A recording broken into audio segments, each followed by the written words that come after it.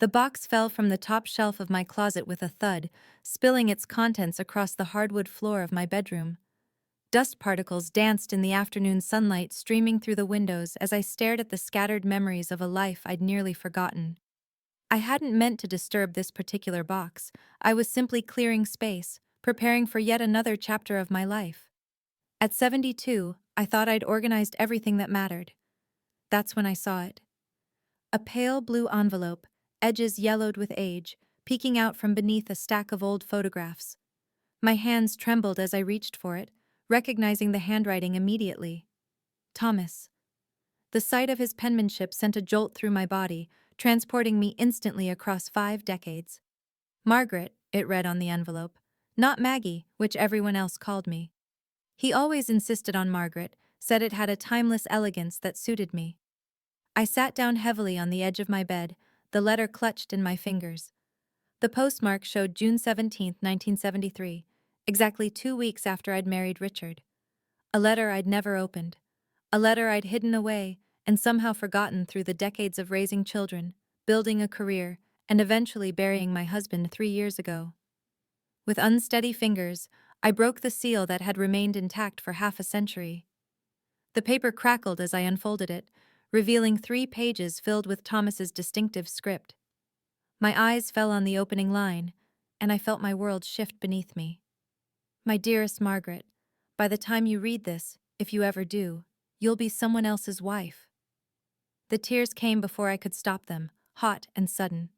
Not delicate tears of nostalgia, but gut-wrenching sobs that bent me forward, the letter pressed against my chest as if to protect it from the storm of emotion it had unleashed.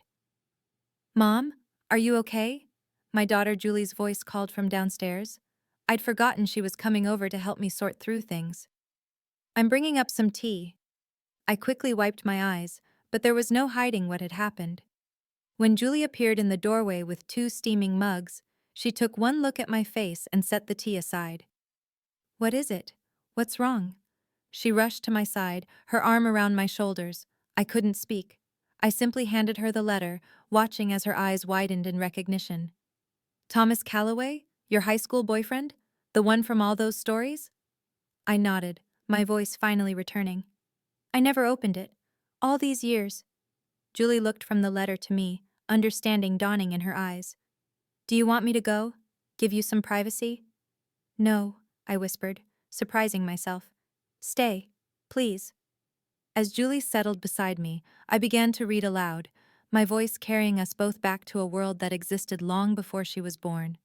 The summer of 1968 had been magical in ways that only first love can be. I was 17, Thomas 18, both of us drunk on the promise of our futures and the intensity of feelings we couldn't yet name. We'd grown up 3 houses apart in our small Connecticut town, but it wasn't until that summer before senior year that something shifted between us. I remembered the exact moment, standing on the rickety dock at Lake Windermere, our town's summer gathering place. Thomas had just emerged from the water, his dark hair slicked back, laughing at something I'd said.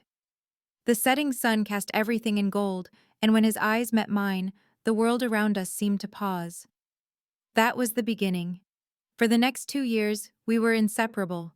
We studied together, his aptitude for science complementing my love of literature. We went to football games where I cheered while he played quarterback. We spent countless hours in his father's old Chevrolet, talking about everything and nothing, making plans for a future we believed was guaranteed. Thomas was brilliant, accepted to Yale on a partial scholarship to study medicine. I was headed to Wellesley for English literature, just 2 hours away. We had it all figured out. Weekend visits, holidays together, a long engagement while he finished medical school, then a life built on our shared dreams. But life, as it always does, had other plans. "I remember you telling me about him," Julie said softly as I paused in my reading. "But you never mentioned a letter."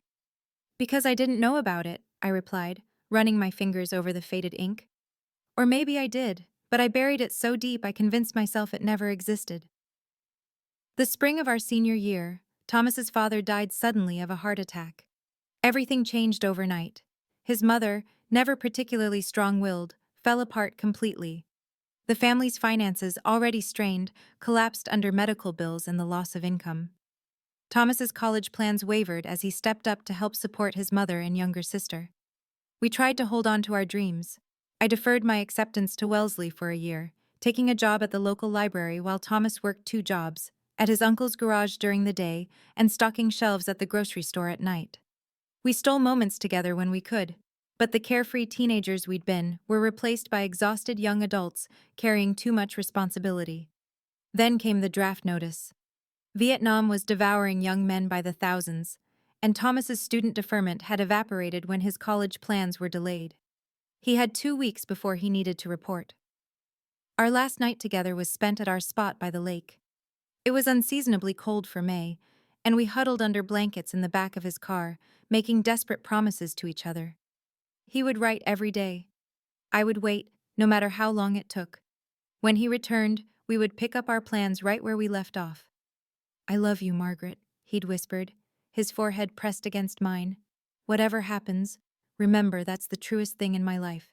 The next morning, I stood with his mother and sister as the bus pulled away, taking Thomas to basic training. I wrote to him every day for the first month. His letters came less frequently. Basic training was intense, he explained, but he read all of my letters at night when he could finally be alone with my words. Then, 3 months after he'd left, a letter came saying he was being deployed. After that, communication became sporadic. Weeks would pass with nothing, then 3 or 4 letters would arrive at once, out of order and heavily censored. The Thomas I knew, thoughtful, gentle, funny, seemed to be fading with each letter, replaced by someone more guarded, who shared less and less of what he was experiencing. 6 months into his deployment, the letters stopped completely. I continued writing daily, sending my words into a void, hoping they would reach him, but hearing nothing in return. His mother received no news either. No death notification, which gave us hope, but no communication of any kind. 4 months of silence passed. Then 5. I called the military offices weekly, but they could tell me nothing, except that Private Calloway was not on any casualty lists. I existed in limbo, unable to move forward, unwilling to give up. Then, just as I was beginning my delayed freshman year at Wellesley, I met Richard. He was a graduate student at MIT. Steady and kind, in a way that felt like a port in the storm of my uncertainty. He knew about Thomas, knew I was waiting, and respected the boundaries I set. We were friends first, his patient presence a comfort when the silence from Vietnam became unbearable. "I never knew this part," Julie interrupted, her voice hushed. "Dad knew about Thomas from the beginning?" I nodded, a sad smile crossing my face. "Your father was a good man who understood grief. He never pushed, just existed alongside my pain, until gradually, I found myself looking forward to seeing him." After 8 months of no word from Thomas, I received a brief note from his mother. She'd been contacted by the military. Thomas had been injured and was recovering in a hospital in Germany. No details about the nature of his injuries, just that he was stable and would eventually be sent home.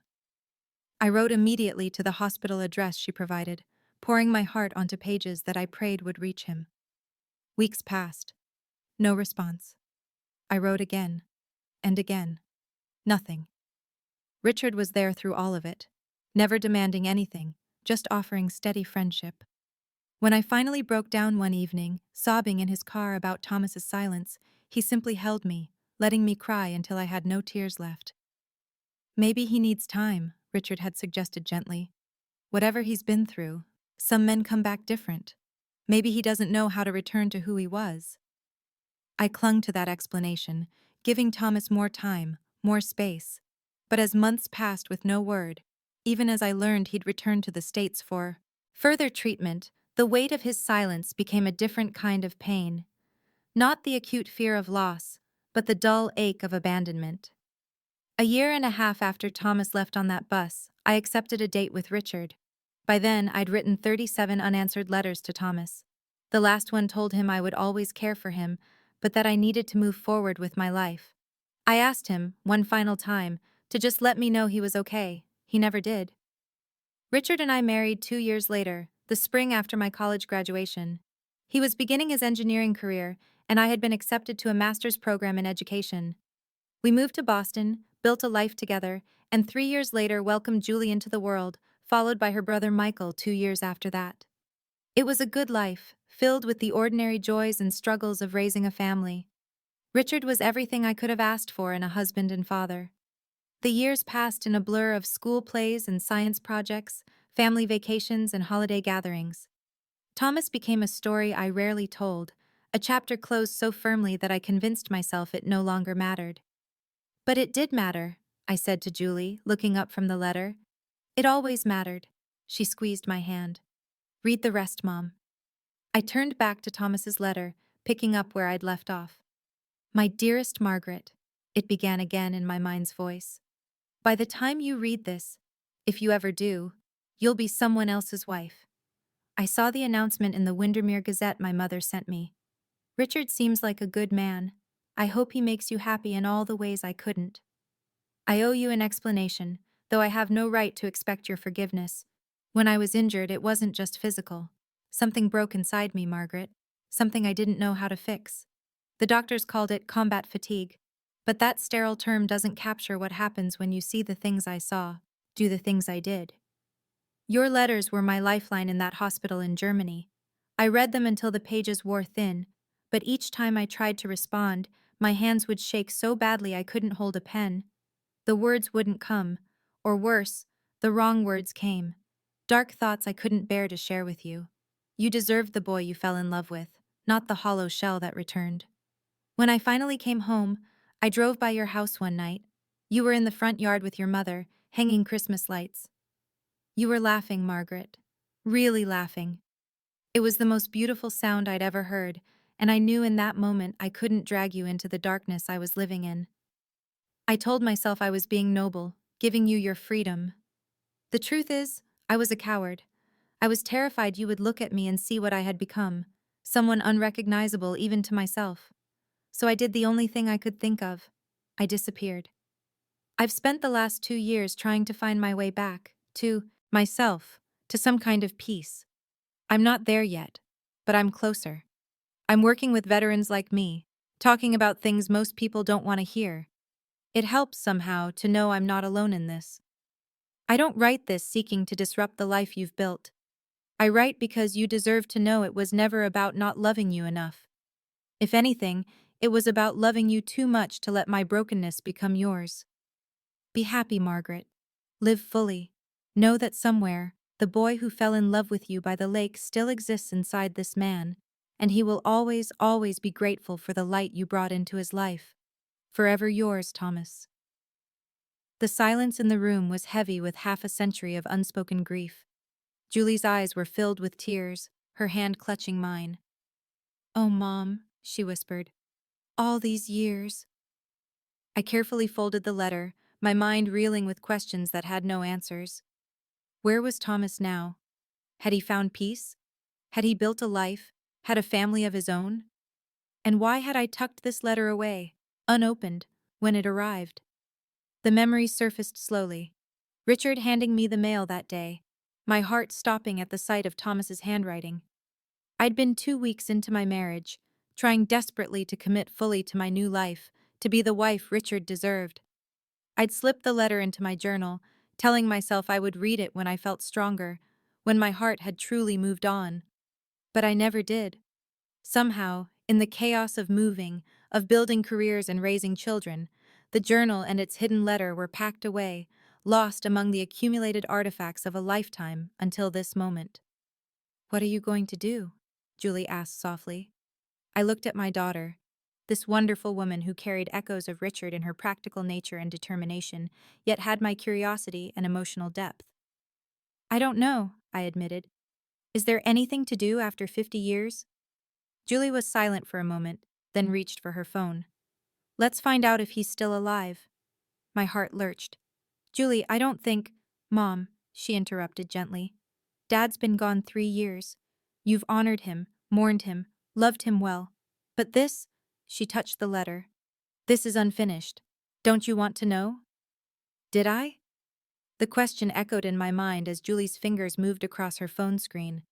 Part of me wanted to return the letter to its envelope, tuck it away again, preserve the life I'd built without disrupting it with what-ifs and might-have-beens. But another part, a part I'd silenced for decades, whispered that Julie was right. This was unfinished. Thomas Calloway, Julie murmured as she typed. From Windermere, Connecticut. Vietnam veteran.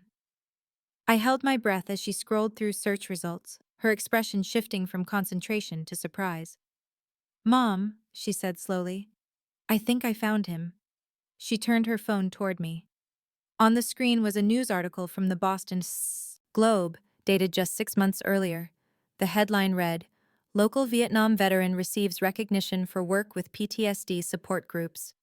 And there was his face, older, lined, his dark hair now silver, but unmistakably Thomas. His eyes still held the same intensity I remembered, though now framed by decades of experience I knew nothing about. He's in Boston, Julie said, her voice filled with wonder. Has been for years, apparently, running a counseling center for veterans. Boston. Less than 30 miles from where I'd lived with Richard in our suburban home. For decades, we had existed in the same city, perhaps even crossed paths unknowingly in busy streets or crowded stores. There's a phone number for the center, Julie continued, watching me carefully.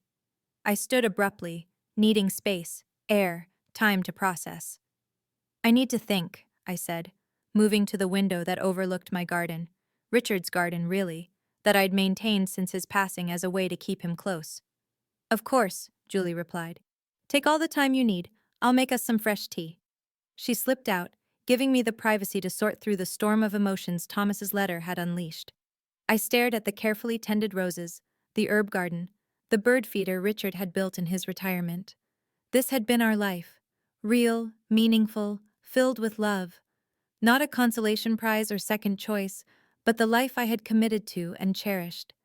Yet standing there, with Thomas's words still echoing in my mind, I couldn't deny the hollow space they touched. A space that had always been there, carefully walled off but never filled. A space shaped like an unanswered question. When Julie returned with tea, I had made my decision. I'll call, I said quietly. Not today, but soon. I need to prepare what I'll say. Julie nodded, understanding in her eyes. Do you want me to stay tonight? I shook my head. No, sweetheart. I need some time alone with this. But thank you, for being here, for understanding. After Julie left, I spent hours rereading Thomas's letter, then digging through the box for other mementos of that time. I found photographs, Thomas and me at prom, at the lake, on his father's boat. I found pressed flowers from corsages, ticket stubs from movies we'd seen, and at the very bottom, a small velvet box containing the promise ring he'd given me the Christmas before he left. I slept fitfully that night, my dreams a confused jumble of past and present. Thomas and Richard, interchanged and overlapping, both young and old, present and absent. I woke early, making my decision in the quiet clarity of dawn. 3 days later, I stood outside a modest brick building in Cambridge. Calloway Veterans Support Center, read the simple sign beside the door. My heart hammered in my chest as I checked my reflection one last time in my compact mirror. My silver hair neatly styled, a touch of lipstick, the familiar pearl earrings Richard had given me for our 25th anniversary. I had called yesterday, asking simply if Thomas Calloway was available for a brief meeting, giving only my first name to the receptionist. She'd scheduled me for 10:30 a.m., a half-hour slot between his regular appointments. Taking a deep breath, I pushed open the door and stepped inside. The reception area was warm and inviting. Comfortable chairs, soft lighting, walls lined with photographs of veterans and their families. A young woman looked up from the desk with a smile. May I help you? I have an appointment with Thomas Calloway, I said, my voice steadier than I expected. Margaret Wilson. She nodded. He's just finishing up a call. Please have a seat, and I'll let him know you're here. I chose a chair facing away from the hallway, needing these last moments to compose myself. What would I say after 50 years? What could possibly bridge such a chasm of time and experience? I clutched my purse, inside which rested his letter and a small photograph of us from that last summer before everything changed. Margaret? His voice. Deeper now, weathered by time, but still unmistakably his. I closed my eyes briefly, gathering courage, then stood and turned to face him. Thomas stood in the doorway to the hallway, one hand braced against the frame as if needing support. He looked older than in the newspaper photograph, his face more lined, his posture slightly stooped. But his eyes, those eyes that had once seen through to my very core, were wide with disbelief. "It's really you," he said, his voice barely above a whisper. I nodded, unable to speak past the lump in my throat. We stood frozen, separated by 10 feet of carpet and 50 years of life. Then, slowly, he moved toward me, and I toward him, until we stood face to face in the center of the quiet reception area. "I found your letter," I said simply. "3 days ago. After all this time." Understanding dawned in his eyes, followed quickly by something like wonder. "You never read it? All these years?" I shook my head. "It got packed away somehow. I just found it while cleaning out some old things." He ran a hand through his silver hair, a gesture so familiar it made my heart ache. "Is there somewhere we can talk?" he asked. "My office," he said, gesturing down the hallway. "If that's all right." I nodded, and he led the way, his gait slightly uneven. I noticed for the first time the subtle stiffness in his left leg, an injury from the war, perhaps. His office was simply furnished but personal, bookshelves lined with psychology texts and memoirs, walls displaying photographs and commendations, a desk positioned to face comfortable chairs rather than creating a barrier. He closed the door and turned to me, his eyes never leaving my face, as if afraid I might disappear. "I can't believe you're here," he said softly. "After all this time." "I almost didn't come," I admitted. I wasn't sure if it was the right thing to do. "And now?" he asked. "I don't know," I answered honestly, "but I needed to see you, to understand." Thomas nodded, gesturing to the chairs. "Please sit." We settled across from each other, the space between us charged with unspoken questions. I opened my purse and withdrew his letter, now carefully preserved in a plastic sleeve. "You explained so much here," I said, touching the letter gently. "But I need to know, why did you never reach out again? Even years later, when things might have been easier." Thomas's eyes filled with a pain so familiar it took my breath away. "At first it was because I couldn't. I was broken, Margaret. More than I could express in that letter. The things I saw, the things I did, they haunted me. Nightmares, flashbacks, rage that came from nowhere. I couldn't control any of it." He looked down at his hands, still strong, but now marked with age spots and prominent veins. "By the time I started to heal enough to consider reaching out, years had passed. I heard you had your first child. You seemed settled, happy. What right did I have to disrupt that?" "You could have just let me know you were okay," I said, unable to keep a hint of the old hurt from my voice. "You're right," he acknowledged, meeting my gaze directly. "That was selfish of me. The truth is, I was ashamed. Ashamed of disappearing, ashamed of not being strong enough to come back to you as the man I'd promised to be." "And later?" I pressed. "After your recovery, after you built this—" I gestured to the center around us. A sad smile crossed his face. "By then, I'd convinced myself you were better off without the reminder. And perhaps I was protecting myself too. It was easier to preserve you as a memory than to face the reality that life had carried us in different directions." I nodded, understanding more than I wanted to. Hadn't I done the same by leaving his letter unopened? Preserving a version of our story that I could live with? "Were you happy, Margaret?" he asked suddenly, his voice gentle but direct. "With Richard, with your life?" The question caught me off guard with its simplicity and its complexity. "Yes," I answered after a moment. "Richard was a good man, kind, steady, devoted. We built a beautiful life together. 2 children, 4 grandchildren now. A career I loved teaching literature. It was a good life." Relief softened Thomas's features. "I'm glad," he said sincerely. "I've carried so much guilt, wondering if I'd ruined your chance at happiness." "You didn't," I assured him. "But that doesn't mean I didn't wonder. About you. About what might have been." "I wondered too," he admitted quietly. "More than I should have, probably." A silence fell between us, not uncomfortable, but weighted with all that remained unsaid. "And you?" I finally asked. "Did you find happiness?" Something flickered in his eyes, a shadow quickly controlled. "I found purpose," he answered carefully. This work, helping other veterans find their way back. From the dark places I know too well, it's given my life meaning. I noticed he hadn't really answered my question. But personally, I pressed gently. Thomas sighed, leaning back in his chair. I married briefly in my 30s. Ellen, she was a nurse at the VA hospital where I was still receiving treatment. A kind woman who thought she could heal me. His expression turned rueful. It lasted 3 years before she realized some wounds don't close completely. We parted as friends, but I never tried again. My work became my life.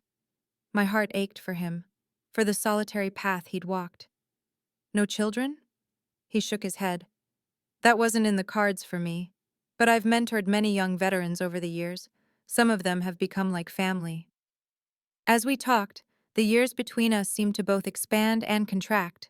We were strangers now in many ways, shaped by decades of separate experiences, yet underneath ran the current of what we had once been to each other. That bone-deep knowing that first love etches into your soul. I have something for you, I said suddenly, reaching into my purse again. I withdrew the small photograph. Thomas and me sitting on the dock at Lake Windermere, his arm around my shoulders, both of us laughing at something now lost to time. I thought you might want this. His hands trembled slightly as he took the photograph, his eyes drinking in the image of our younger selves. We were just children, he murmured, a catch in his voice. We were, I agreed, with no idea what was coming. Thomas looked up from the photograph, his eyes meeting mine with an intensity that made my heart flutter in a way it hadn't for years. If I had known, if I could have seen ahead to what would happen, I would have done everything differently, Margaret. I would have found a way back to you. The words hung between us, heavy with regret and possibility. I felt tears welling in my eyes and didn't try to hide them. We can't know, I said softly. Maybe things happened exactly as they needed to. You found your purpose. I had my family. Perhaps that was our path. Perhaps, he conceded, though doubt lingered in his expression. He glanced at his watch reluctantly. I have a group session in 15 minutes. I nodded, gathering my purse, suddenly uncertain. Was this it? A single conversation after 50 years, and then back to our separate lives? The thought left me hollow. Would you, Thomas began, then paused, seeming to gather courage. Would you consider having dinner with me? Not today, but sometime? There's so much more I'd like to know about your life. Relief washed through me. I'd like that, I said, smiling genuinely for the first time since entering his office. We exchanged phone numbers, a surreal moment that bridged decades of silence with such mundane practicality. As he walked me to the door, Thomas hesitated, then asked, "May I hug you, Margaret?" It seemed strange to shake hands after everything. Stepped into his embrace without hesitation, closing my eyes as his arms encircled me. He smelled different, no longer the soap and pine scent of our youth, but something mellower, with hints of coffee and books. Yet underneath was something unmistakably Thomas, triggering memories so vivid they took my breath away. We held each other perhaps longer than was proper, both reluctant to break this first physical connection in half a century. When we finally separated, I saw in his eyes the same wonder and confusion I felt. "I'll call you," he promised, his voice rough with emotion. "I'll answer," I replied, the simple exchange carrying weight we both understood. As I walked back to my car, I felt lighter somehow, as if a burden I'd carried so long I'd forgotten its presence had finally been set down. Thomas was alive. He had never stopped caring. And while nothing could rewrite the past, perhaps there was still room for something new to grow in the present. That evening, I sat in my garden as the sun set, thinking about the day's revelations. My phone rang. Julie, eager for news. "I saw him," I said simply when I answered. "And?" Her voice was breathless with anticipation. "And? It was good. Healing. We're having dinner next week." Julie's delighted response made me smile. "Oh, Mom, I'm so happy for you. What was he like? Did he explain everything?" As I recounted the meeting, carefully editing the most personal moments, I realized something important. Whatever happened next, whether Thomas and I found a new kind of friendship or something more, I was grateful for the life I'd lived, for Richard's steady love, for my children and grandchildren, for every choice that had brought me to this moment. Are you okay? Julie asked when I fell silent. Yes, I answered truthfully. Better than I've been in a long time. After we hung up, I took out the photograph I'd shown Thomas, the one of us by the lake, and studied our young faces, so full of hope and certainty.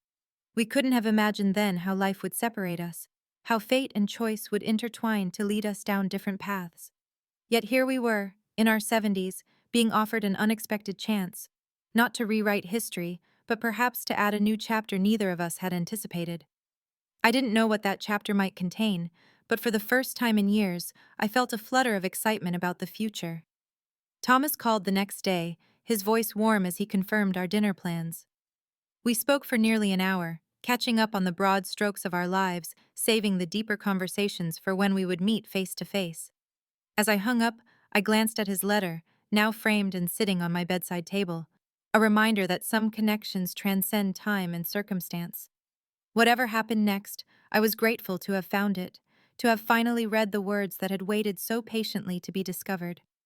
Sometimes, it seems, the most important letters arrive exactly when they're meant to be read, even if that means waiting 50 years for the heart to be ready to receive them.